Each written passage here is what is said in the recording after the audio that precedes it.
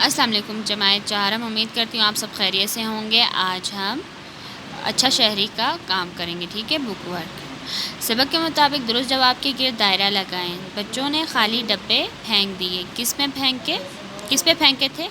چادر پر یا گھاس پر؟ جی، گھاس پر۔ عائشہ اپنا اسکول کا کام کرتی ہے، محنت سے، توجہ سے، خیال سے یا دل لگا کر؟ دال، دل لگا کر۔ دوسروں کے ساتھ پیش آنا چاہیے، غصے سے، تمیز سے، تکبر سے یا اخلاق سے؟ اخلاق سے۔ جب کسی سے وعدہ کریں تو اسے بھول جائیں، یاد رکھیں، پورا کریں یا توڑ دیں؟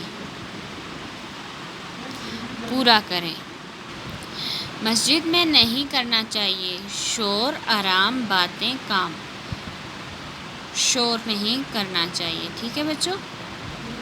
اس کے بعد ہے خالی جگہوں میں درست الفاظ چن کر لکھیں، ٹھیک ہے۔ امی جان کھانا پکا رہی ہیں یا رہی ہے؟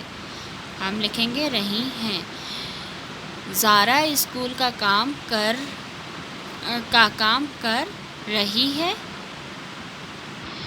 ہم لوگ لکھیں گے رہی ہے۔